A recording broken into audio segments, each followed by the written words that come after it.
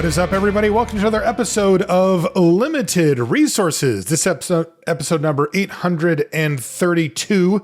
My name is Marshall. I'm one of your limited resources, and joining me on the line all the way from Denver, Colorado, it's Luis Scott-Vargas. Luis, I can barely get through the intro without Jeff here. We're just flying blind. What are we doing? Yeah, Jeff had a busy week this week, so no producer Jeff behind the scenes. So what is it? The inmates or whatever it is. Anyway, we're running the asylum today. Luis and I are, and we are diving even deeper into Avatar the Last Airbender. And by the way, Luis, update, I finished the series. I watched all three seasons. What'd you think?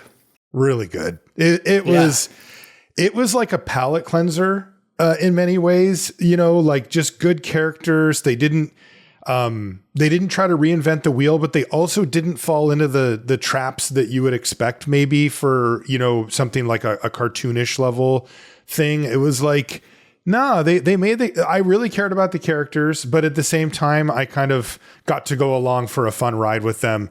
And it didn't have to get into this, anti-hero and all this other stuff that's very prevalent in storytelling these days. I loved it.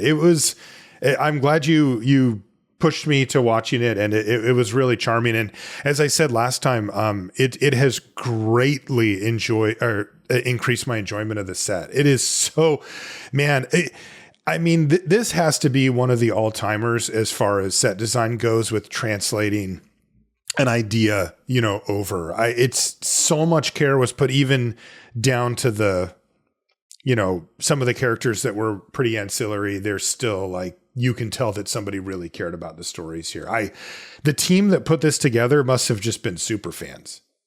Yeah. And that shows through. It's really hard to fake that, and yeah, it really, it's been my favorite Universes Beyond product. Like, it has felt like this is the shining example for me of what Universes Beyond, I think, wants to look like. Me too. It's funny because it's really simple. It makes me smile. That's it. When I open Aang the Last Airbender, and it's like that early kind of version of him flying around smiling, I'm just like, I like that character. It works. I get it. The mechanics. Anyway, thanks for that rec on that. And if you haven't watched it, we're talking about the original 3 season run from whatever 2005 or whenever it came out. I think there's a movie, there's a whole bunch of other stuff, but we're talking. Honestly, I've never watched any of those things, so I can't even really speak to them. Like, I think that for the most part, I've stayed away from watching the ancillary products. But there is the Legend of Korra, which is the kind of sequel, time shift in the future sequel. So you should, if you liked Avatar, you should definitely check that out. Okay, maybe I will. Yeah. So we're working our way through the format. It's not as good as Avatar, in my opinion. But it's still maybe worth checking out. You get to live in that world a little longer. Okay. Yeah. We're still working our way through the set. It's been out for a while now, so we really have, got our minds around it. I've been also studying up because the World Championship for Magic is coming up this weekend. If you want to watch, it's actually particularly interesting. It's a smaller field, and that means that there's one fewer round on day 1 and 2, and the round that gets cut is constructed. And that means that relative, to a Pro Tour, limited is even more important at the World Championship towards, making it to the top 8 and maybe becoming a world champion.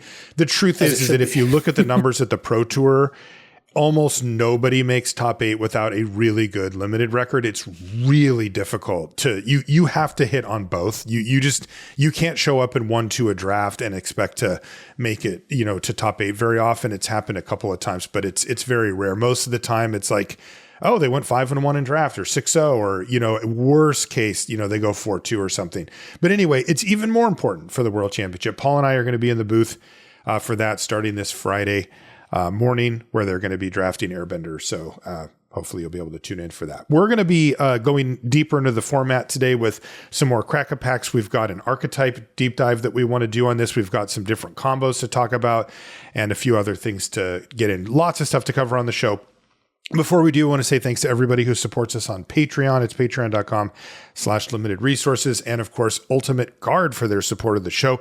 If you've got cards that need to be protected, and that means, maybe put into a sleeve or a deck box or a long box or a binder, depending on, what you've got, They have it. They have premium products made with really good materials, very well thought out designs, magnetic clasp, ways to get into the boxes and stuff so that you're not constantly bending the cards. Just a lot of little attention to detail stuff that I know I really appreciate from a product. You can find their whole product line at ultimateguard.com, and you can buy it at your favorite online retailer or local game store. We have a Patreon question of the week from Adam, who says, question of the week idea. A while back, Luis said that he'd like a new draft format every month. With all the new releases now, what do you think is the right cadence?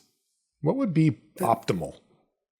Honestly, I think like a new draft format every month is not.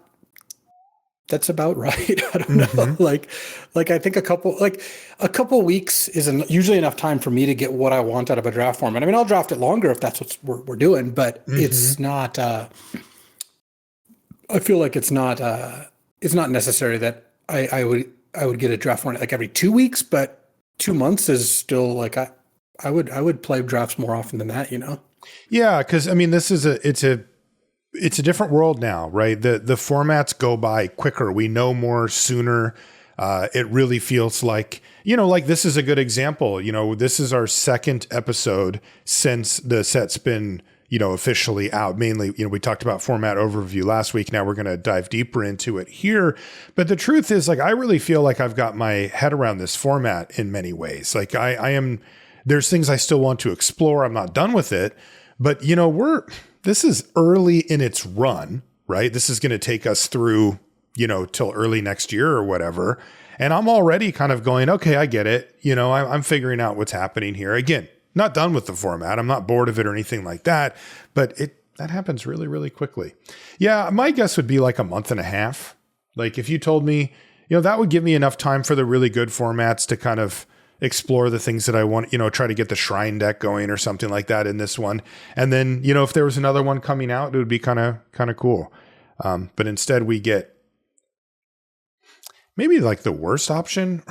We get a format like every 3 months, but then we get these weird, I'm not really sure what to aim at, formats sprinkled in between that are, I just don't have a cadence with those where it's like, do I need to pay attention to this or not? Like that's always a question I want to know. And I sometimes it's hard to sort out. I mean, a big part of that is like, is there an Arena Direct or Arena Open? I guess Arena Opens are done now, but for the most part. Did we talk about that, by the way? We probably I don't think we did. We probably should do that. What are the new things called? There's the limited championship. Yeah, limited championships. That's a big part of what's going on. What are they, qualifiers? Here, I'm just going to put in arena. I had the article up from before, but I think it coincided with our set review shows, which is like a difficult thing to shoehorn in there. But we should talk about them. These were announced a few weeks ago. And so the big picture, there's the 2027 Magic Limited Championship, which I think we did talk about. But there's the Arena Limited Championship qualifiers and the Arena Limited Championship that are both obviously on Arena. And it's a new event coming in 2026 that will offer players, as I'm reading from the thing now, the opportunity to earn entry into the 2027 Magic Limited Championship by playing on Arena. To compete in the Arena Limited Championship, players will first need to qualify from one of the Arena Limited Championship qualifier events throughout 2026. An evolution of Arena Opens. So this is where your ears should perk up because we've got some corporate speak coming on. But that means that they are replacing Arena Opens. Awesome. I love evolutions. Yeah. Have you ever been evolved out of a job before? It's like these new limited focus qualifiers will offer players the opportunity to compete for cash prizes by winning games of MTG Arena from wherever they play. So that's kind of the key. They actually are an evolution of Arena Opens. They are Arena Opens where you still can make money, just like before, including the ability to get $1,000. If you max out $1,000 and then $2,000, those are the two cash prizes. So, that part hasn't changed. But on top of it, you also get an Arena Limited Championship entry token, and that will qualify you for the Arena Limited Championship as well. And then if you do well at that, then you can qualify for the 2027 Magic Limited Championship, which is an in-person, basically a Pro Tour that's just limited, which is like the best thing ever. I mean, is that I don't know when I'll be back. Are you trying to get those kids like into college before next year so you can come play in this thing, or I think they're ready. It's time for them to earn their keep. Well, what I was going to say was, I don't know when I'm going to be back in the Pro Tour streets, but this limited championship is a pretty solid guess for if I can, I will. Yeah. Yeah. One of the really cool things too, this is the other thing, I'll put a link to this article in the show notes so that people can look at it. But the other big change is that the qualifier happens actually as 2 drafts rather than a sealed day 1 and a draft day 2. And so that's a much different thing. You can basically play the drafts as many as you want until you get, in this case, you need to get 7 wins to qualify before your second loss. And then that gives you a day 2 draft thing. I don't know how to put it, but not a day 2, a draft 2 entry token. And then you can enter a draft full of people who also have those entry tokens. And then if you can get to 6 wins before 2 losses, that's how you get the $2,000. You get $1,000 for making it to 5 wins before your second loss. And each of those, as I mentioned, will give you the Arena Limited Championship entry token as well. But what that means is that like, it's a different structure. Before we had sealed, and then you jammed it until you qualified for day 2. And then you would wake up early in the morning on day 2 and do your draft. And then, or I would wake up if you remembered. Yeah. And by the way, now they change it. Like I finally have the superpower and that I didn't know about until you said that. But anyway, but now it sounds like you can just Saturday morning start drafting, and until you get a qualifier for a day, for sorry, I keep saying day 2. It's not day 2, a draft 2 entry token, and then draft that. And if you don't, I think you can just do it again.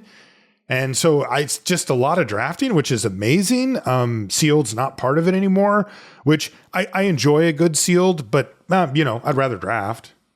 I don't even really enjoy sealed. I mean, I enjoy sealed okay, but like, honestly, we'll talk about it, but this weekend I got Let's talk about it now. Let's just do it before we do the Avatar sealed. Yeah, I did. Yeah. You and I both. Paul was over there just raking in the boxes while you and I were just getting wrecked. So there was a Arena Direct, the ones where you can, which by the way, they didn't mention in the article whether those are still going to exist, but I really hope they do. I've come to really look forward to those.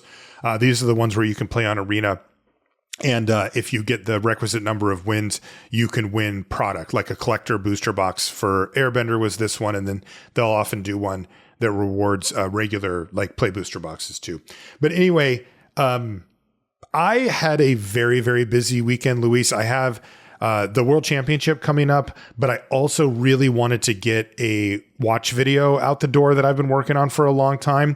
And I had finally kind of gotten that video to the place where I could just jam on the edit. I was done filming basically. But that just takes a long time. So I needed to really focus on that. So I did, but when I needed a break or in any downtime that I had, I'm like, well, I'm going to play in the Arena Direct. So I was kind of going back and forth between video editor and Arena, very much in the Marshall zone there. But my God, Luis, I just got my face kicked in every single time. It was funny. The first one I had a good pool and I got to 5 wins and I was like, okay, I'm really close here. And then, oh my God, Luis, I punted it away. I got a little tricked by Arena, but I mean, it's on me. Man, I had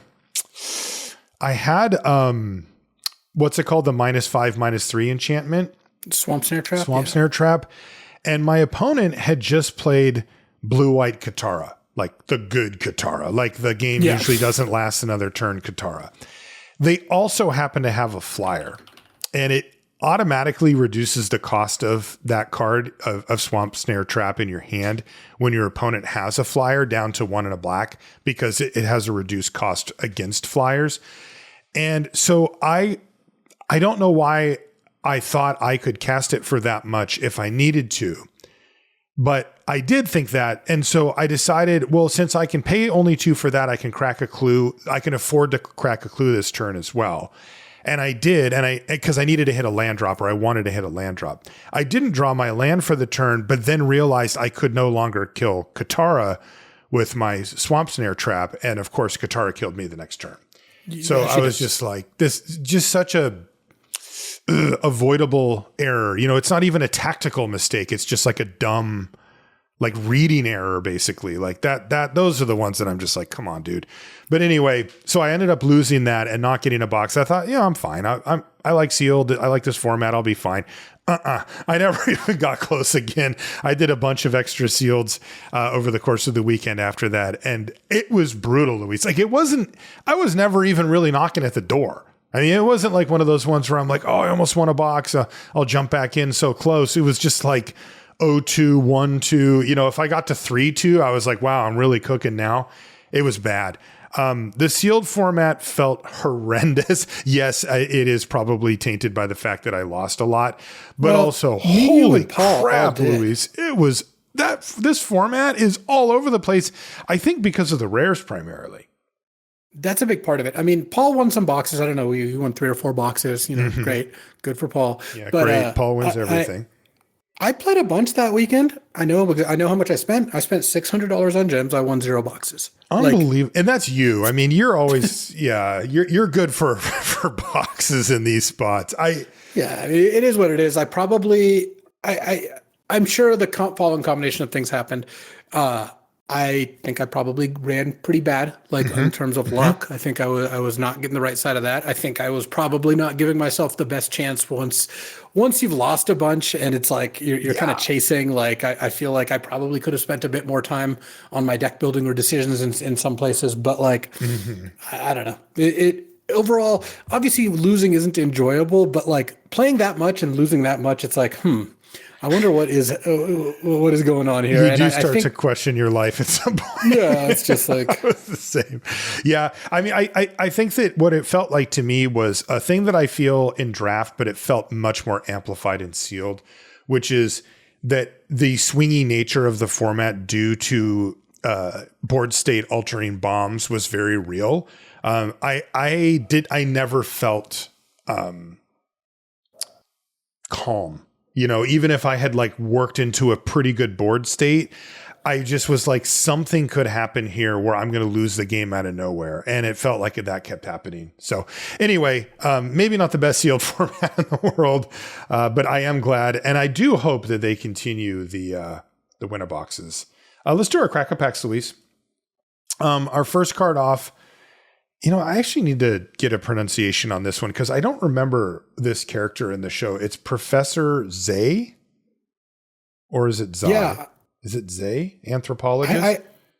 I'm not this is sure. the one that went into the library with them, right? And decided to stay there. Is that who this is? You know, I'll believe you. I don't remember that. I don't remember. It looks like a archives or a library of some kind. Okay, yeah. Like we haven't gotten to that part in our rewatch. Okay, yeah. This has got to be him. There's an anthropologist on the show that is like he's so obsessed with obtaining new knowledge that even in the face of maybe death, he decides to just hang out with the books. So that's got to be him. But anyway, he's the blue, red, or red, blue 0/3 that rummages, tap to rummage, or you can pay 1 tap and sack him to return an instant or sorcery from your graveyard to your hand, but you can only activate it during your turn. I've been playing him. He's okay. You know, rummaging is exactly how I describe it. So much worse than looting, and needing to wait that turn to get a card back, because it is a tap ability, the second one on Professor Zay, we'll call him. Fine. But, you know, I do not jump out of my skin when I see this card in the pack. No, I've really stopped, or I've started to like deprioritize this card. Yeah. even in like the blue-red lessons deck, it's fine. You can play it. Like, I don't think you're gonna like me being a big mistake by playing it, but it has just been underwhelming for me. Yeah. The combination of parts of like not really being part of combat all that well, and like you can only sack it on your turn. So which that makes total sense. That's good design. If you could sack it any time, having this in play, your opponent have to play around every instant in your graveyard at all times, like that, would be pretty annoying. Yeah. So it makes sense, but it's also like, it just ends up being kind of a weak card. So yeah, I'm hoping we don't take this card. Definitely. Next is Boiling Rock Prison. That's the black-red duel. Yeah, these lands are good. I mean, you're not really looking to first pick them, but there's less of a 5-color deck than I thought there would be. I think part of it is that the shrines so far haven't seemed very good. Yeah. And that would be the 5-color deck. So I don't tend to prioritize these super highly, but I mean, it's nice to earthbend one onto these and sack it to draw a card. It's nice to just cash them in the middle of the game. And sometimes you just splash. This isn't like a really heavy splash format, at least for me, but sometimes you're like,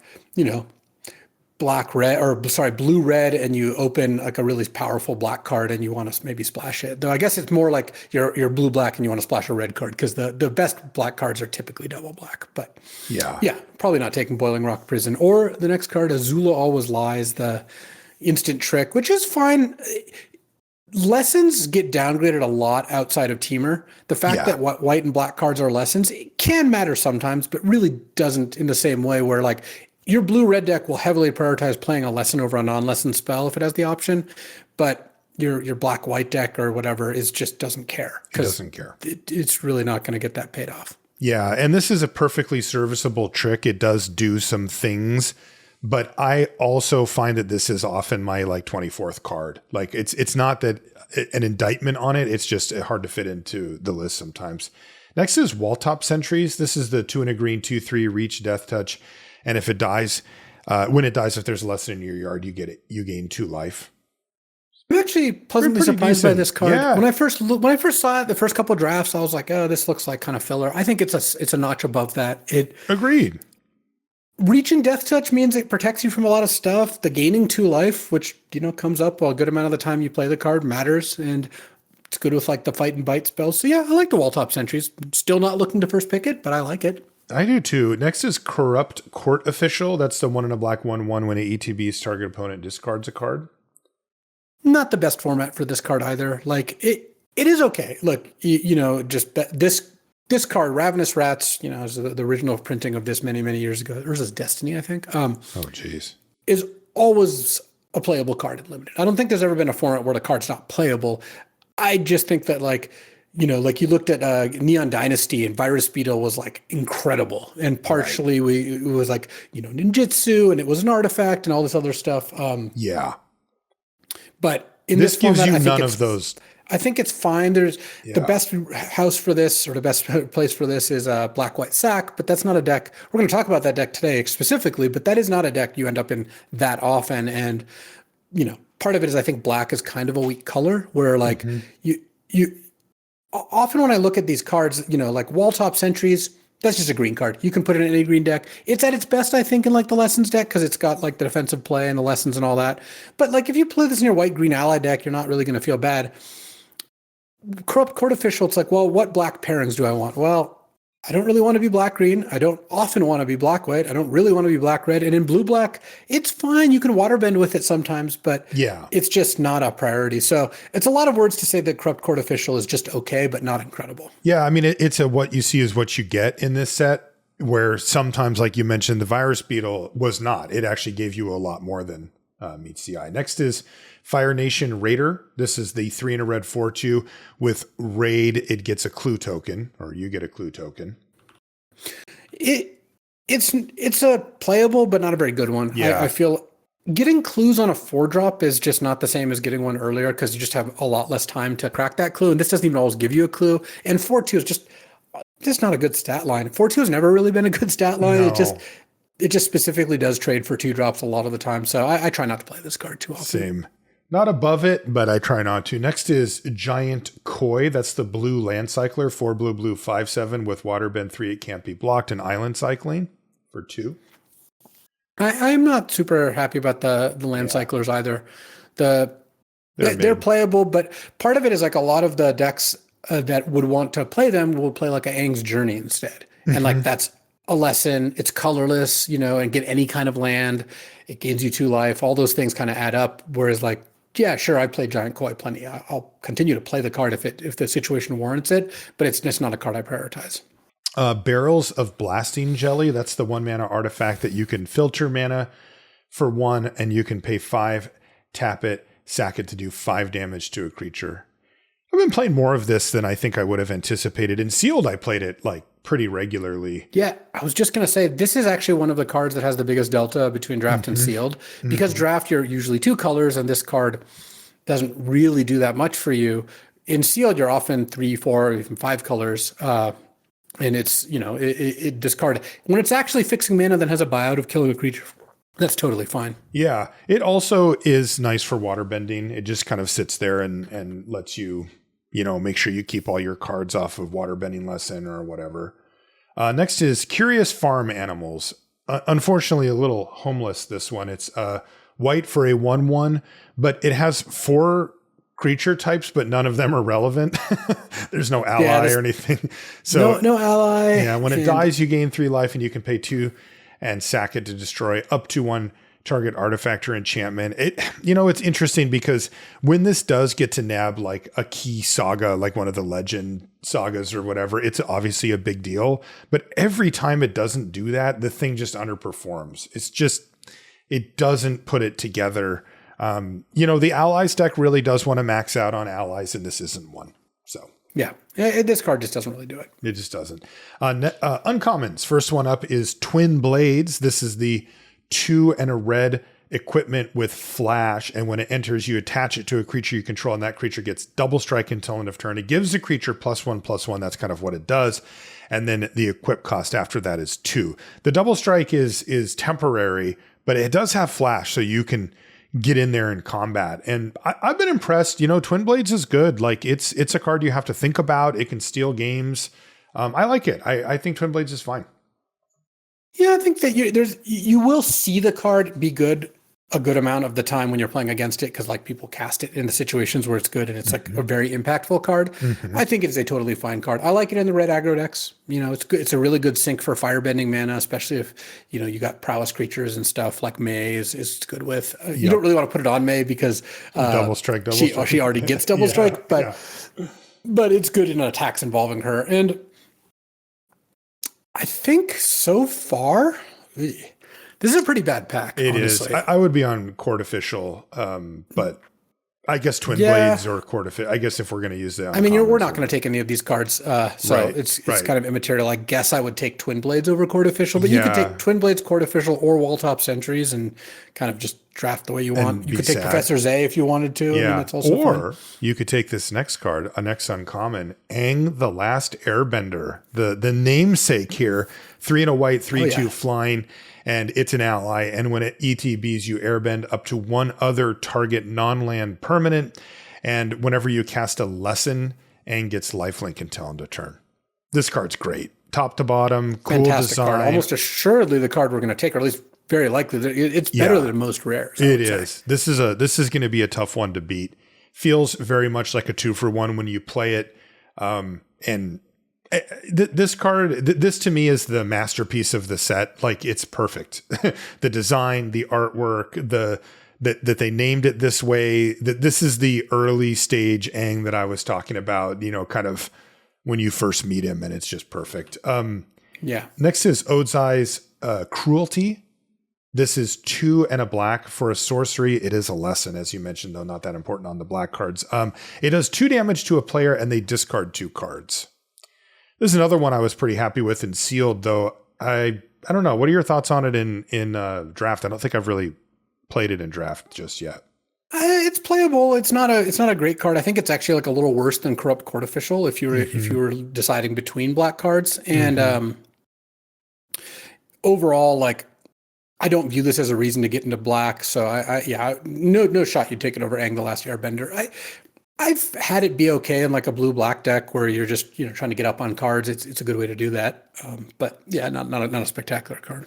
Next up, we have 2 rares. We actually have a regular rare and a mythic rare. Our regular rare is Avatar's Wrath. I'm glad we got this one, Luis. This is one that you, Paul, and I had talked about. This is 2 white for a sorcery. Choose up to 1 target creature, then airbend all other creatures. That means all the rest of yours and all of your opponents. And then it says, until your next turn, your opponents can't cast spells from anywhere other than their hands.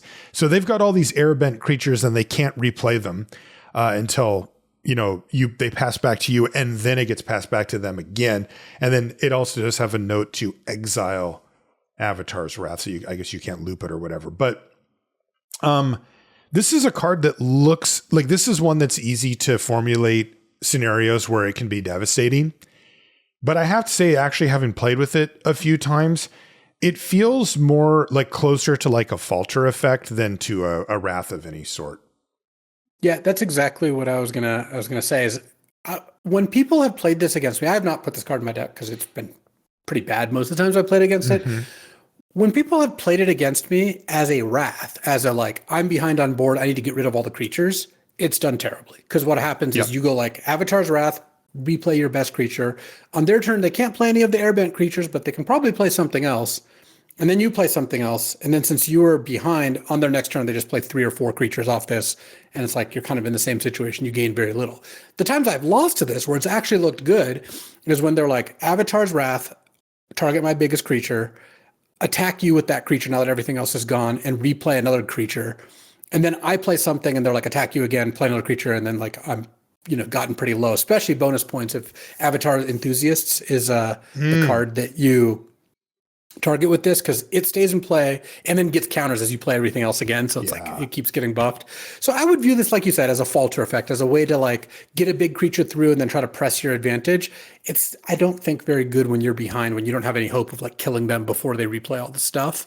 Exactly. So overall, I think it ends up, I mean, I just looked up the stats for the first time and it's like a 55% game in hand win rate. So it's like a medium card. Very, that's on like mediocre. That's like exactly the break even point. Yeah. But I bet if you like were to split that up, if you were to dive deeper, it's like it probably has like a 40% win rate when used as a wrath and like a 60 something percent win rate when used as like a falter, which also correlates to you're behind when you need wrath and you're ahead when you want falters. So it's not like, necessarily speaking to that. Oh, there's more to kind of dive into if you wanted to.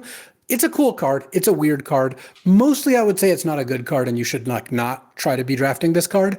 But there are times when it does a powerful effect. It does have a big effect. If you combine this with Drannith Magistrate from the bonus sheet, now we're talking. Oh, nice! Just strand. They can't everything. play cards like the Mayor of Chin Village. They can't play cards that are airbent, and it's just like that's really cool. But that I don't think is a very realistic one. No, the key here is don't get fooled by the fact that it costs 2 white and has the word wrath in the name. It's a much different card than a sweeper. Our last card is the Legend of Kyoshi. This is the 4 green mythic saga, and it ETBs, and it has you draw cards equal to the greatest power among creatures you control.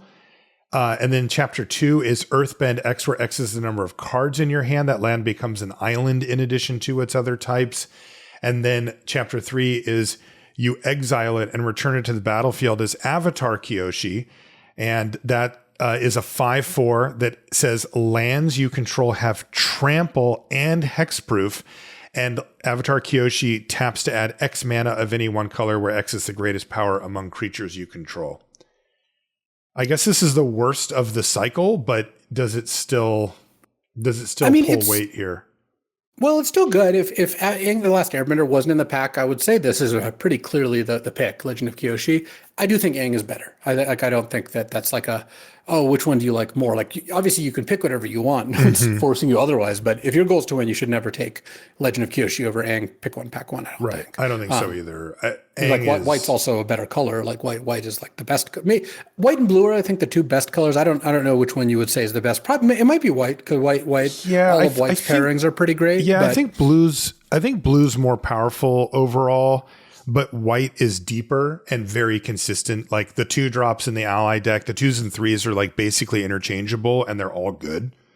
I want to go back to what you said. If you take Legend of Kyoshi here, really thinking about it, like, where are you going?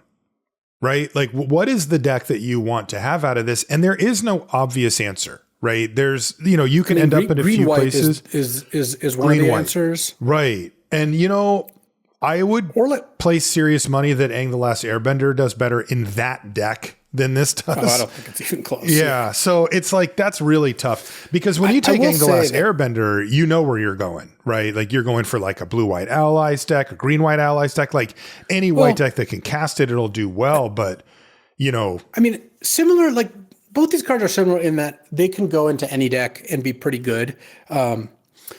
Legend of Kyoshi even has more requirements because you do need creatures in order for it to be good. It's not going to be very good in like a very low creature count deck, but for the most part, green decks aren't that. So let's just say they're both good in any color pairing. Well, Aang is both a better card and a better color. It also asks nothing of you. Yeah, sure. If you cast a lesson, it gains life. Like that part doesn't matter very much. Like it's nice upside, but overall, I would say that Aang is just a clear pick on a number of metrics, as well as just also being cheaper. More times you draw this, you'll be able to cast it. I mean, I know that's folded into the win rate, but still. The other thing I wanted to say was I've come down a lot on teamer lessons, and I've just mostly been drafting blue-red. The green cards that make me want to like go teamer are an early Iroh, Grand Lotus, but you can also just splash that in a blue-red deck. I haven't minded doing that. You play Aang's Journey, a forest, a blue-green duel, and like a Rumble Arena or something, and you're like mostly there. And then something like the Herbalist, if you get the Herbalist early or something like that, like that's like a decent reason to be green. There's obviously some individually powerful green cards, but I'm a lot less likely to want to go like teamer lessons than I was because it's like the green part isn't adding as much as I had initially thought. So yeah, okay, that's interesting. But Aang out of this pack. So yeah, I mean, Legend of Kyoshi I think is a good card. That's probably what the next person's going to take. Yeah. All right, let's do another Crack-a-Pack here. Our first card off is Cunning Maneuver, which is 1 in a red for an instant. Target creature gets +3/+1 until end of turn, and you get a clue token. That is a lot for your 2 mana. It is critically not a lesson. That comes up a lot. That's a big knock on Cunning Maneuver. Yeah, it's just a fine card. It's not something you'd be interested in taking early. Next card's an overperformer. Yip. I mean, this is one of the better I lose to this tricks. card a pretty good amount of times, and it's been great every time I played it. Like I've drafted allies a lot now because it's such a good deck, and it is. This card I never really feel bad about playing. Yeah, Yip's great as far as combat tricks go, and it fits perfectly in there. Next is Daily Indoctrination. This is the 1 in a black sorcery lesson. Choose when target opponent reveals their hand, you choose a non-land permanent card from it. That player discards that card, or you can earthbend 2. This is another one I was playing more in sealed, but I haven't really been jamming it in draft. This card's horrible. I just think like when it hits, it's like fine. When it misses, it's horrendous. And it misses more than you'd think, yeah. And when you cast it as the earthbend card, it's like it's really bad. Not good at all. So I just don't play this card. Next is Swamp Snare Trap, which trapped me, unfortunately, on Arena. That's the 2 in a black aura. It costs 1 less to cast if it targets a creature with flying and a chance creature gets -5/-3. This is kind of the checkbox removal spell for black, right? It has 2 other much better removal spells, but this is one you can put in your deck to kind of fill out the removal suite or the curve or however you want to see it. It sees decent amount of play, but it's never like amazing. Yeah, I mean it's a fine card. Like I guess currently I would take it. Yeah, I would. You could probably take Yip over it. Honestly, kind of good, Yeah. And also, by the way, it really shows your colors here, Luis. I mean, do you want to yip and fly away on Appa, or do you want to trap him in the swamp? Speaking of colors, white is definitely a better place to start. So yes. You should probably just take Yip over Swamp Snare Trap, pick one, pack one, but hopefully neither. Hopefully neither. The pack developed. Next is Borcupine, which has been a disappointment. I would say 2 in a red, 2/2. Whenever you cast non-creature spell, it gets a +1/+1 counter. There are formats where this type of card actually does really well, but this doesn't seem to be one of them. No, it's not. No relevant creature types. It just gets completely dumpstered by removal or airbending. And like airbending is so brutal against. And also like the spells decks are pretty tight in terms of like what they can afford that is not a spell. And this is just not almost never good enough. Like I'd rather have like an otter penguin or Yep. a first time flyer. First-time Those are flyer, much better. This is just not good. Next is Rebellious Captives. That's the one in a green 2/2 with exhaust 6, put 2+1/+1 counters on it, and Earthbend 2, and it's an ally. I view it as filler ally for the green white deck. Yeah, I mean, it's totally serviceable. It's fine. You don't have to take it early though. Next is Avatar Enthusiast. This is the 2 in a red 2/2. Whenever another ally you control enters, you put a +1/+1 counter. It's funny because you can draw correlations between this and Porcupine, but Avatar Enthusiast has just been straight up good for me. Like very checkbox. I would play it in any ally deck in my 3-drop slot, where the Porcupine I just run from, even though they have similar weaknesses and a similar setup. But Avatar Enthusiast just always seems to be a 4/4 every time I turn the dang thing sideways. Yeah, or greater. It just turned out like this is the thing that they've done in a couple sets where it's like, all right, let's support these things. And It's like, there's just allies everywhere. At this point, I don't even really worry about my ally count when I'm in the ally colors. Like, of course, you look just to make sure, but it's like, if you're midway through the draft and you have 12 creatures, 10 of them are just going to be allies. Totally. It's just impossible for that not to be the case. So, yeah, Avatar Enthusiast works a lot better than Porcupine. I think take Yip Yip over it, though. I don't think you want... Like, I think Yip Yip provides a better thing. There's a lot of 3-drops, like Water Tribe Captain and Avatar Enthusiasts are both pretty good, and they both cost 3, so I'm not really that stressed about which one to pick up. Whereas, but the 2-drop ones, as combination, like win a combat or just lob axe them later is really, really nice. For 1 mana. Next up is Waterbending Lesson, 3 in a blue sorcery lesson. Draw 3 cards and discard a card unless you waterbend 2. I like me a waterbending lesson, Luis. That is a lot of cards coming into your hand. I mean, I think one of the reasons that blue is so good in this format is it's got a lot of card draw and a decent amount of good interaction. And Waterbending Lesson is just a way, like, you play against a blue deck and you're trading cards and they cast this. Maybe they have the time to do that. And then you like trade another card or two and then they cast another one. And it's all of a sudden you're in the middle of the game and like, they have 5 cards in their hand. I have 2. Exactly. And their lessons adding up in the graveyard. So totally a fine card. I actually think you could justify taking Waterbending Lesson here. Probably what I would take so far. Yeah. It also, one interesting note on it, I actually discard to it a lot more than I thought I would. I just tend to have so many cards that I'm not like missing land drops and I can actually afford to discard to it and then still, play a 2-drop or cast something later. Next is Heartless Act. This is the 1 in a black instant. These are uncommons, by the way. Choose one, destroy target creature with no counters on it, or remove up to 3 counters from target creature. Heartless Act is nice. Yeah, it's a great card.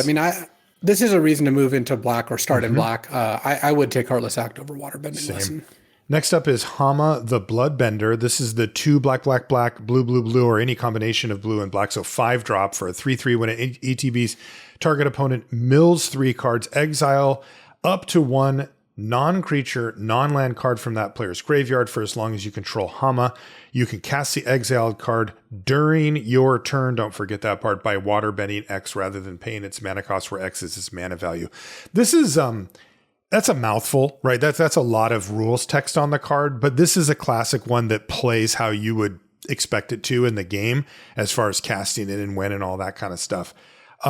I love Mia Hama the Bloodbender. It may be an unhealthy relationship, but I've chained these together. I've milled people out with it. I've just gotten value from it.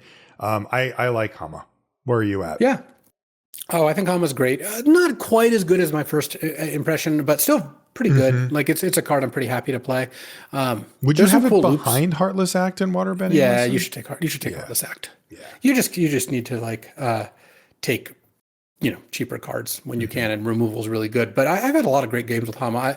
We're going to talk about some combos later, but I'll give you a sneak peek because the Hama one is nice. This one is you can't actually assemble yourself. You don't have control over it, but it's something to look out for because I've had this happen to me.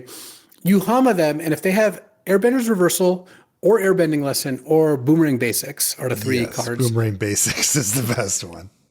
No, the best one's Airbending Lesson, I think, or Airbender's Reversal because it's cheaper. So what you do is you go, you play Hama, you exile one of these cards, and you use that card on Hama. So like your Airbender's Reversal Hama, she gets airbend. you put her back in. Airbender reversals now in their graveyard again because like Hama doesn't exile the card if you replay it. You mill them for 3 more. You just Airbender's reversal, and so every 4 mana mills them for 3. Okay, and that way you don't have to pay the full price for Hama. Right, it's actually even less than 4 because she taps for 1 of them. So it's every 3 mana, mills them for 3, and you can tap your creatures and artifacts. That's better. But likewise, Boomerang Basics still it costs basically 5 mana because the Basics is essentially free. She just can always pay for it by and tapping. You get a card, right? But you do get a card that way. Airbender's Lessons costs 5 mana and you get a card, but 3 of it is water bending. So anyways, the whole point of this loop is you get to spend mana, in some cases draw cards, but you're always milling them for 3. And then maybe you'll hit a better thing to hit. But like I've just won a couple of games. Twice I've done it. Once off Boomerang Basics, once off Airbending Lesson, where you just nab one of those, and if the game isn't going to end right away, you can just do that a few times. So it's kind of a cool thing. It's really cool. The first time I discovered that was with Boomerang Basics, and I was like, oh, it doesn't exile. Like a lot of times these things exile the thing and then they're gone. And it's just like, no, it's just sitting back in their yard.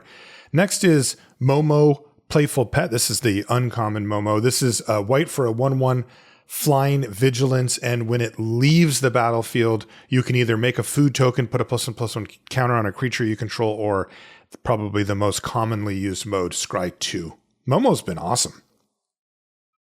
Yeah, Momo's really good. Works really nicely with airbending. I've had a couple times where it's like mid-combat, you airbend Momo to give a +1/+1 counter to one of your things.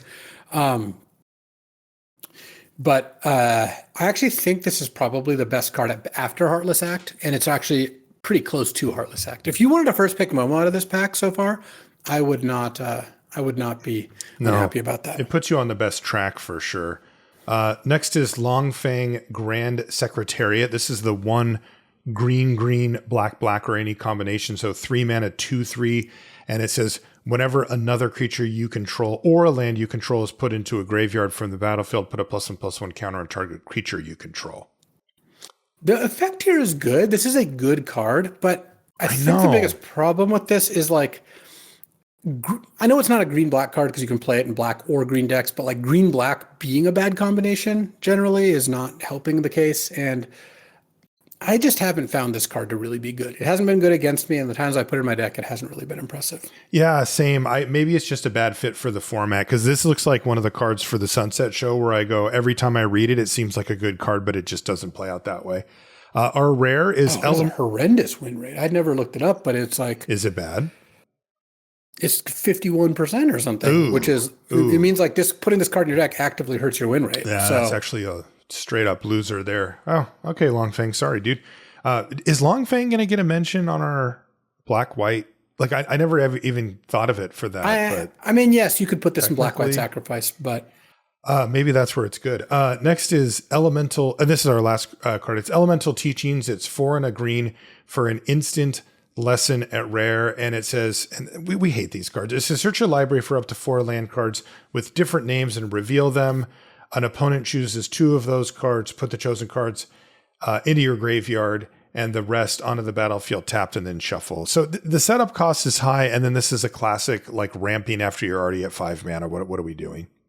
Yeah. So out of this pack, I would take Heartless Act, but I think Momo's a fine pick.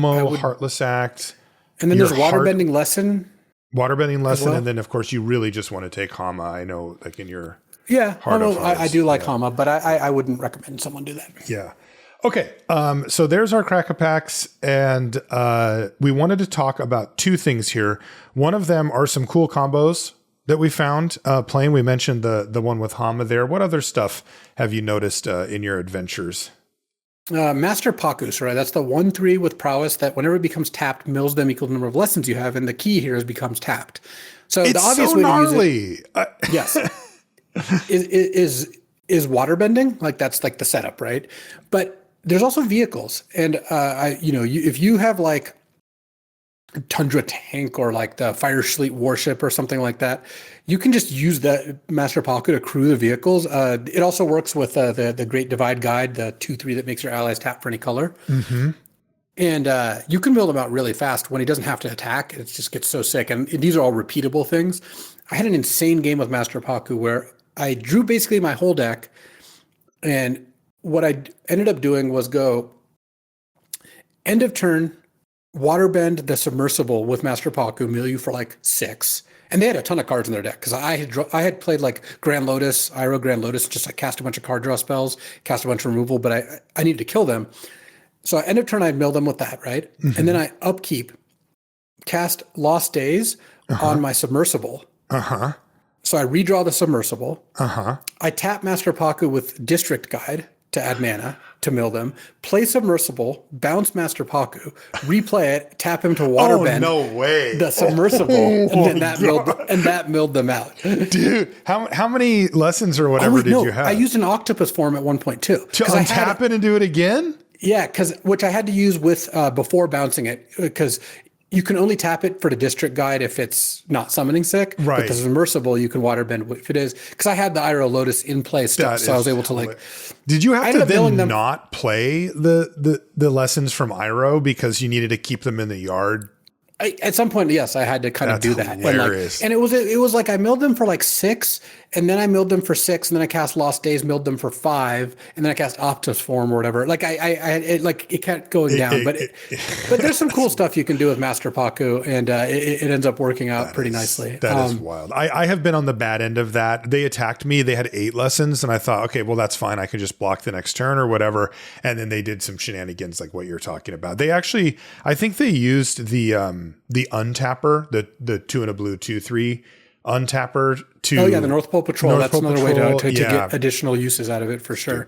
Stupid. Anyway, what else? Yue the Moon Spirit. So this is the 4-mana 3/3 flying vigilance that has waterbend 5 tap, play a non-creature spell. Meteor Sword is one of the better ones to use with that because like you are getting like a meaningful discount, and instant speed Meteor Sword is pretty nice too. Yeah, that's really good. Okay, I like that one. Yeah, I haven't really. UA I've put in my deck a few times just as a stats thing, but haven't really found the window. But that makes sense, and I like Meteor Sword. What about Ember Island Production? So that's the 3 blue clone, and if you clone your thing, it's a 4/4. It's a 2/2, and this involves a rare, so it's not like a thing that's going to happen a lot. But cloning the Earth King is actually incredibly busted because you end up copying the Earth King, getting a 4/4 bear. The Earth King's now a 4/4 as well. And then you attack with the original bear, and both your Earth Kings trigger and get you lands. Because it's not what's it called either, legendary. That's incredible. So you're just, your library is just being looted of all its lands after like one combat step, and you have 12 power. That's amazing. Yeah. I mean, and that's not to say that like, okay, yeah, sure, it combines with one of the best rares in the set, but it also is good and with any card that keys off its power, because you're getting a 4/4 copy of it if it's on your side. So like I've just found it like randomly can be really effective. I'm not saying Ember Island Production is a great card, but you can get additional mileage out of it when it's like things that care about power, like you all of a sudden have like a very big version of it, or even just like, oh, now I have a 4/4 flying Momo or whatever. It can end up being pretty good. I mean, this is kind of obvious, but shrines and airbending is kind of like a thing, like, you know, Airbender's lesson to flicker your shrines or whatever is pretty nice, but I still haven't gotten the shrine deck to work all that well. Right, same. What about Vindictive Warden plus Fated Firepower? Yeah, this one came up in a sealed I had, and then it came up again in a draft. So Fated Firepower is the red X enchantment that says whenever one of your sources deals damage, it deals that much damage plus X, and the Warden is the 3 mana 2/3 menace firebending one that you can pay 3 and ping them for 1. But with Fated Firepower, let's see, you have Fated Firepower even for like 3. Now you're paying 3 mana to ping them for 4. I mean, that's the game's going to end real quick. Yeah. So I had a game where I set up with firebending, casting Fated Firepower for X = 5, and then on the next turn I'm just like, play the Vindictive Warden, go. Spend 3 mana, ping you for 6, and then they couldn't kill it. They had 1 turn to kill it because I untapped and pinged them for 12 or whatever. Yeah. Is this next one for Toph Hard-Headed Teacher? Yeah, that's the red-green Toph that like you can discard a card to get an instant or sorcery back. Her plus Raise Dead, so it's like either the green one that gets back a permanent or Zuko's Conviction. It's just a nice little loop where like you play Toph, you get back your raised dead. They kill Toph, you could just raise dead Toph, get back the raised dead. So it's like really hard to kill that. And you're also casting, especially if you're casting a lesson, you're getting all this earth bending out of the deal too. Yeah, that's a good insurance plan to keep that engine rolling. And then you mentioned Lost Days plus earth bending. So nasty. Yeah, so this is not really, again, a combo you're assembling, but Lost Days is one of the few cards in the set that actually just, dumpsters earthbent creatures, because you actually just bounce the land, it goes back into their deck, usually on the bottom at that point in the game. But every other way to interact with earthbending, they get the card back. And that's great. I think that's a good design, but it is kind of nice that Lost Days is like, oh, actually, I can just really, really own this thing. Yeah, it's weird because it says creature, and the other bouncy things usually say non-land, so it's a weird loophole there, but it does work. Okay, we wanted to talk about the black-white sacrifice deck before we took off here, just because this is an interesting stage of the format, right? Where if you're trying to get as good as you can at it, you've already got your pet decks. You've got the decks that either are well known to be good, maybe they're hotly contested at this point. And then maybe you've got a deck that you kind of latched onto or that you think is good. But it's probably time to start broadening your horizons to the decks, perhaps that don't come up that often, right? If I sit down and I want to draft a white-based allies deck, I can pretty much force that through and just be at the mercy of the table as far as how good of a version I get. I will probably be able to make playables if I just want to force it. But there's some archetypes that come up in formats, and the one we're going to talk about here meets this description, which is that you don't often draft them, and you're not supposed to often draft them. But when you do, they can be quite strong, but you need to know why to get into the deck and then what to do once you get there. And this is one of those things where, one out of every however many drafts, this deck will pop up. And if you know what you're doing, you could take advantage and not have to pass it by. But if you never try it out, or if you don't listen to the show, then you'll never really hear about it. And that deck, in this case, is Black-White Sacrifice, which is interesting, Luis, because neither you nor I particularly like this deck, right? It's just there's a few things that can happen to make it come up, and that's happened to me a few times, and I drafted it, and it was good. I 7-0'd, in fact, with a Black-White Sacrifice deck, but that was because I recognized this is the window for me to do that. But I never sit down at the draft and am just very, thinking Black-White Sacrifice when I sit down. No, you probably let a Phoenix Fleet airship drift across your path, and you're like, oh, I guess I should draft Black-White Sac. And that's exactly it, actually. Well, I think the biggest question to ask when it comes to Black-White Sacrifice is how do you get into it? Because it is a good deck under a very specific condition. You have Phoenix Fleet airship or multiple copies of Tolls of War, the Black-White uncommon. But part of the reason I think this deck is overall not a deck you should draft very often, which doesn't mean it's a weak deck overall. It just means it's a kind of narrow deck where there aren't that many times you really want to be in it. So yeah, it is saying it's a weak deck. At common and uncommon, I think it is kind of weak. I don't think you want to draft Black-White Sac very often. But if you specifically see Phoenix Fleet airship, it's a great deck to go into. That card is busted. It's a really good card, and this is the deck for it. And if you get some late Tolls of War, so I think the two main ways I get into Black-White Sac is I see a Phoenix Fleet airship in the first 5 picks of pack 1 or so. Mm-hmm. And then I'm just I'm happy to go do that. The other is you start out, let's say that pack we took Heartless Act, right? And then the next pick you took like a solid black card of some kind, whatever you want to call it. Let's just say a Sold Out or something, a Swamp Snare Trap, just like a mediocre removal, whatever. And then third pick, there's a Path to Redemption, the white pacifism. And then fourth pick, there's another good white card. And then fifth pick, there's a Tolls of War. And it's I've got 2 good black cards, 2 good white cards, and now there's a black-white uncommon fifth pick. Sure, that's a pretty good sign. And then you end up in black-white that way. But in terms of cards that pull you in there, Phoenix Fleet airship really is it. There is a lot of cards on the list. There's High Bay, there's June Bounty Hunter, there's the rare Sandbender Scavengers. None of those cards really pull me into Black-White. They're just not good enough to drive the whole deck. And I think that the whole deck is a little bit underpowered without one of these flagships or airships, as it were. Yeah. So Blue-White, you don't need any reason to go into. It's just, if either color is open, the other color is kind of open, it's a great deck to be into. Blue-red, if you're getting blue and red cards, it's fine. you could get a lot of black and white cards and it still wouldn't really be the place to be, because I think that the black cards are just kind of weak and they don't work that well with the white cards. So you do need a reason to do this. But if you have that reason, it can be good. I think a good way for me to look at it, like when I look back at the decks, I think I'm pretty good at determining when I should go into black-white, which is to say not that often. As a result, when I am black-white, my decks are usually pretty good. Like I usually am pretty happy, whereas I've drafted a lot of mediocre blue-red and blue-white decks because you draft those decks a lot and sometimes you don't get a great version.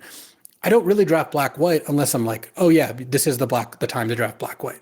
Yeah. It's kind of like black-green. Like I don't draft black-green almost ever, but sometimes you do end up getting a set of cards or a set of packs where black-green is a good place to be. You end up you like Beifong's Bounty Hunters and a couple other just good green and black cards, and then you're just all of a sudden you're there. Right. So getting into like what makes black white tick, you want one of these really. I'm going to assume you have an airship or like Tools of War, hopefully multiple of those, because usually you're not there unless you have those. But in addition, you do have High Bay, the black white uncommon or hybrid uncommon, which can do some good stuff. June Bounty Hunter is just a good card. It's the 2/2 that you can sack things to make clues. It's unblockable. Obsessive Pursuit is a cool one. That's a pretty neat card. That's the Bitter Blossom for clues. When you play it in every upkeep, you lose a life, make a clue. But if you've sacked 3 things when you attack, your creature not only gets a +1/+1 for everything you sacrifice, but also lifelink. And the whole game with this card, by the way, is getting 1 attack in where you do that. I know. Which usually requires 6 mana and 3 clues. But almost any creature works. Even a 2/2 is attacking as a 5/5 lifelink.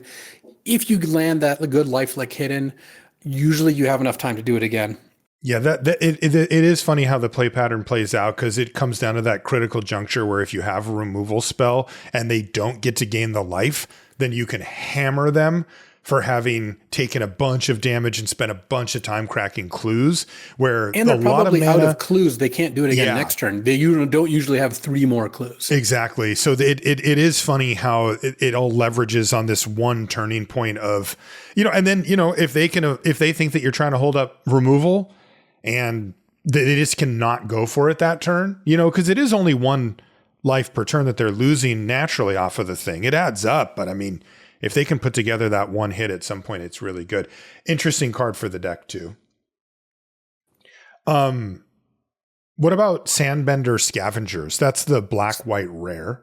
It gets a +1/+1 counter whenever you sack a permanent, and then when it dies, you exile it, and you can bring back a creature into play.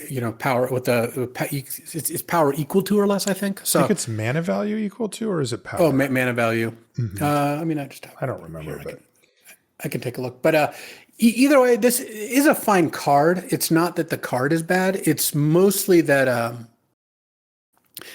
I just don't think that it's a big enough payoff to go into black-white. It's not a card that's drawing me into it. I'm having to scroll down kind of a lot to see it. Yeah, wow.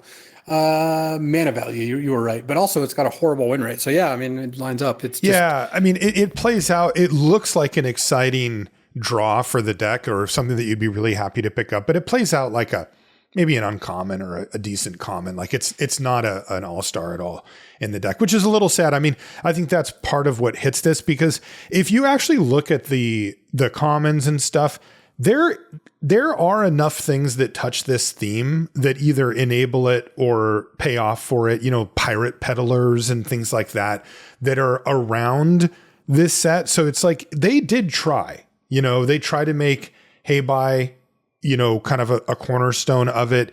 And it's like each of the payoffs just missed a little bit. There's not quite enough of the support, with sacrifice outlets. But the main thing are the payoffs. That's why we're so focused on the airship and the Tools of War, because those are the ones that actually came through. But like Sandbender Scavengers didn't. Heibai a little bit, but still not. It's like it's a fine card, but it just doesn't quite put it over the top. Yeah, and I think. The card I think is a reasonable card. So I guess I assume that the part of the reason its win rate is fairly low is going to be that people are going into the deck because of it when they shouldn't, or trying to build around it when they shouldn't. Like some combination, basically investing too much into the scavengers. Because like if this card cost white blue, you'd still be pretty happy to just put it in your deck a decent amount at the time. I mean, you only need one counter. That's a fine card. But yeah, I don't consider this a big draw. Judy, one of many. That's the 2/2 that you can surveil one, then sack, and then make a copy of it, or make a copy of it and then sack a creature. This card's pretty cool. I actually think this is a really neat card. And it does some good stuff. It not only lets you turn all your crappy stuff into Judy's, you can also just always use it to surveil one and just sack the token if you want to. Exactly. It's also one of the easiest ones to set up for the Phoenix Fleet airship. Just the one extra mana allows you to, if you have 5 mana, you could play the airship, activate Judy, and then get the copies. And then there's a couple like really mediocre payoffs, like Vengeful Villagers, Zhao, the Ruthless Admiral. Right. Those all just missed for various reasons. Beetle-headed Merchants. Like this is like the This is the one that's like the 5 mana one when it attacks. You can sack a creature artifact to get a card and a ++1 counter. This card's horrible. It's so bad. You just can't spend 5 mana on a card that doesn't do anything right away, and then might not even do anything when it does attack. And when it does, it's like, okay, I'm going to turn my clue into a ++1 counter. I guess I didn't have to pay 2 mana. Right. Nice. Yay. Yeah. There's some really cool stuff that goes along with this, particularly like things to sacrifice. Like one of the best ones is the Fire Navy Trebuchet. Yeah, right? It makes a 2/1 every time you attack. And then it just sacrifices at the end step. Oh, like yeah, so that's it auto pings your cares about sacrifice stuff. There's like the Merchant of Many Hats that you can bring back from the graveyard. Deadly Precision's the spell that lets you sack something to kill something. Yeah, and that's just been a really good performer anyway, but in this deck, that's just amazing. A fine card. Yeah. Corrupt Court Official and Callous Inspector are 2 black 1/1s that let you sack. So it's not really that the fodder isn't there. I think there's a decent amount, especially with clues and food and these cheap cards. Pretending Poxbearers is great. We had that doing that. Like that's the 2/1 that dies into a 1/1. Right. Or like Kyoshi Warriors, Messenger Hawk. They all come with extra stuff. They do. I really think it is that, and as we see, that when the deck is good, it's when it has one of the good payoffs. Most of the payoffs are just too mediocre. The way I look at it is you do work with a lot of these cards like Pirate Peddlers. It's a lot like the Borcupine. You do work with these cards and it kind of catches you up to about where the blue-white cards are by just casting them. And you had to do work to get there, which also means when they have pushback, they have, a removal or airbending or whatever, like these cards just like lose a lot of their luster and you invested into them, or you don't have the cards like you play a Pirate Peddlers or a High Bay and you don't have good cards to go with it.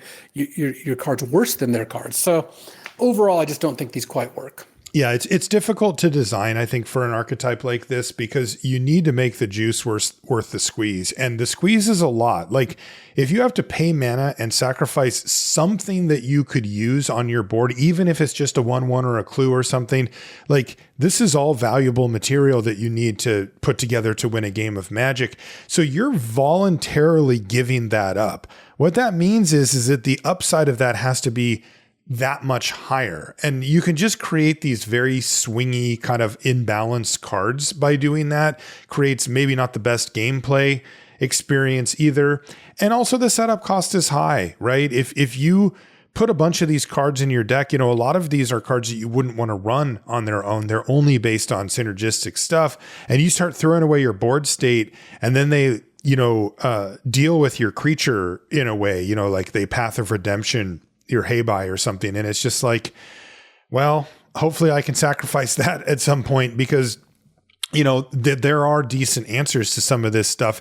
And you're kind of on eggs basket one at that point, where when you look at the other archetypes that also get you an advantage, they don't require you to, they make you pay mana or some other thing, but not board state, not board presence, not stuff that you've already had to invest to get on the board.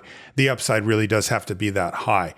And, for the airship and Tools of War, it is, particularly the airship. I mean, as you said, Luis, it's busted. Like if you can set up a turn where you cast it and get the copy, it is so unbeatable at that point because you've already got 2 of them.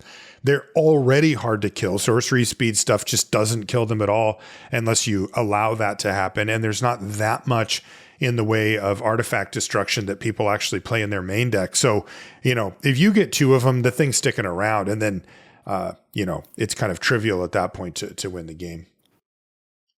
Yeah. So it's a good deck to have in your toolbox, but Exactly. mostly it's carried on the back of the Phoenix Fleet airship. Like That's right. that's been my experience. I mean, I actually was curious, so I did look up like the color pair win rates, and Orzhov isn't that far behind the better pairs. It's kind of in the middle. Okay. So you can end up in black white by just seeing good black and white cards. That is fine. Overall, though, I just try not to take black cards early that often, like because. Going back to like what color pairs are you? Because I think you should always be thinking about this. This is how you get an edge in the format against people who don't really understand or haven't gone as deep. Black really is only good with blue, or not only good with blue, but like that's the pairing you want. You actively don't want black green and black red, and black white is just okay. Like it's still maybe a little better than okay, it's fine. But combine that, or you contrast that with white, where every white color pair is great. Black white probably actually being the worst one. Yeah. So yeah. So it's like, did you notice how often black white was drafted, by the way? Because like percentage wise is one thing. Yeah. Because that's the other interesting thing is that, my guess is that it would be way, way fewer, number of drafts with it compared to even the mid-range, the middle ground stuff that gets drafted more. My guess is that white and blue decks are drafted hugely more. I mean, they just have so much more depth. Well, like right now, white and blue decks have 43,000 games, and white black decks have 17,000 games. Yeah. So there you go. But yeah, interesting. But yeah, I mean, and like you said, when it's there though, if you open up the airship, you do want to know how to do this thing because it is worth it in that case. Or when the situation I described earlier, which is the first 6 cards, the best card in the pack every time is a white or a black card, and you just end up with 3 white cards, 3 white black cards. You do want to know what you're doing. Mostly I would try to, in that scenario, by the way, I would mostly try to not go deep on sacrifice and just draft good. Just consider yourself a white allies deck that uses black for removal. Yeah, that's a good way to put it. So that's your other pivot plan. And then if you see an airship, you can probably get into it, or Tolls of War, that one's also good. But if I start with Path of Redemption, Heartless Act, a couple other just decent black and white cards, if that's the way the packs break, I'm not going to see a 7th pick like, Pirate Peddlers or Sandbender Scavengers, especially now after like actually looking up how badly that card's done and think like, okay, it's time to play black white, like it's time to play sacrifice rather. Right. I'll just be a black white allies deck and I'll curve Kyoshi Warriors into a removal spell and think that's fine. And just turn them sideways. Your deadly precision gets a little bit better. Format's been good so far. Solid. I think it's a good one for the World Championship that I mentioned before.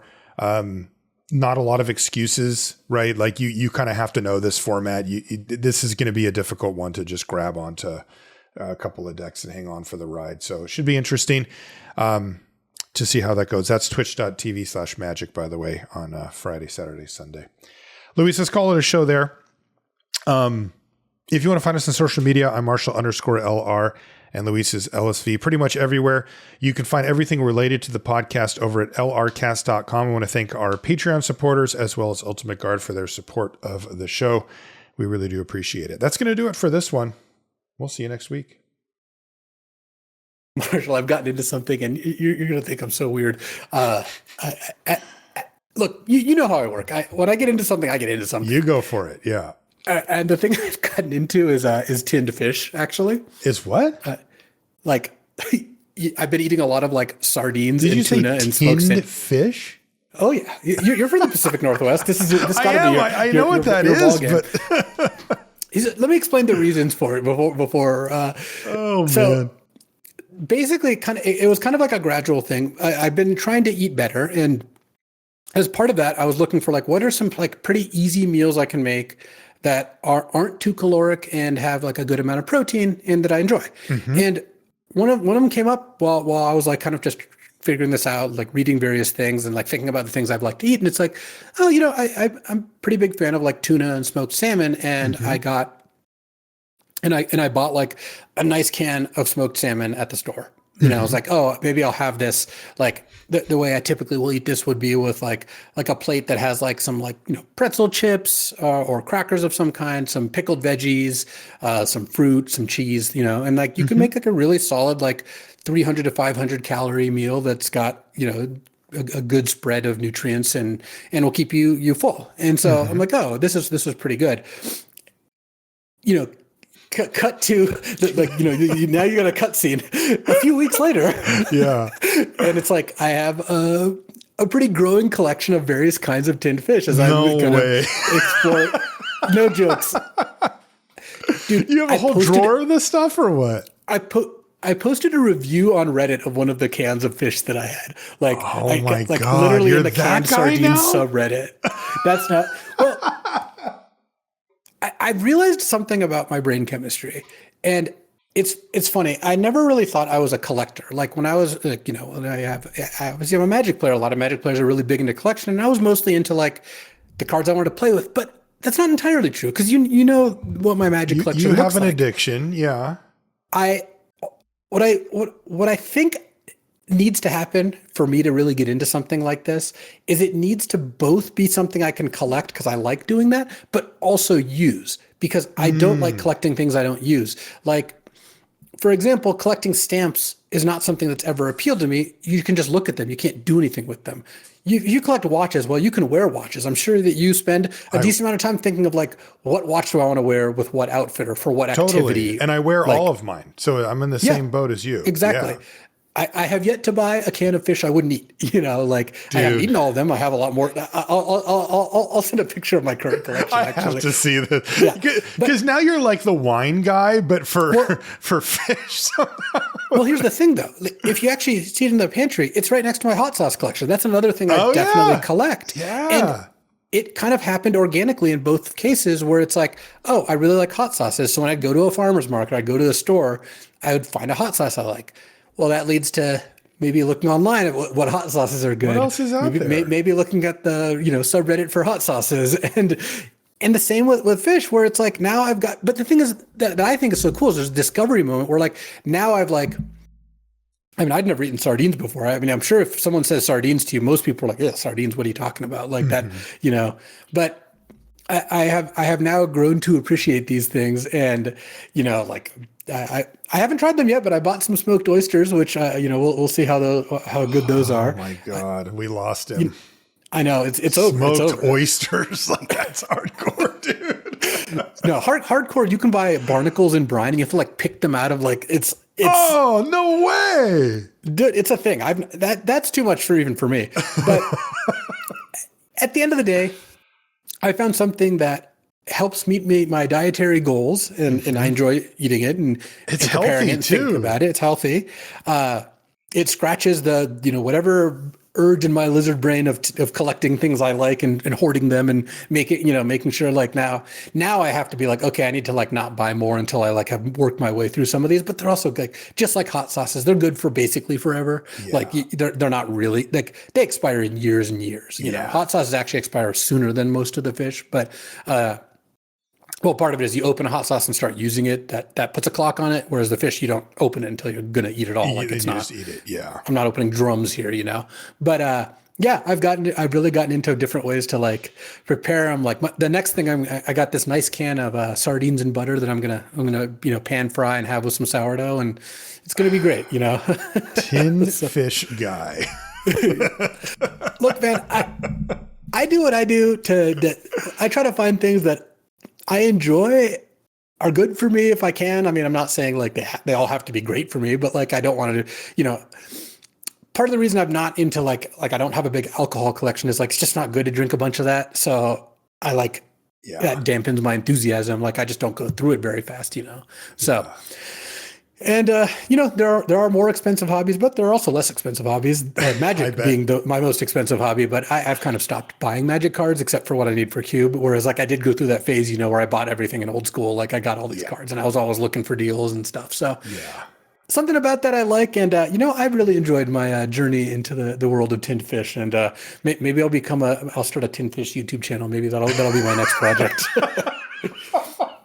The last thing I'll say is that. The best can I've had is this brand called Jose Gourmet, and it's the smoked salmon, and it's just like it's perfect. So Jose Gourmet that's my favorite so far. Wow. But YouTube channel.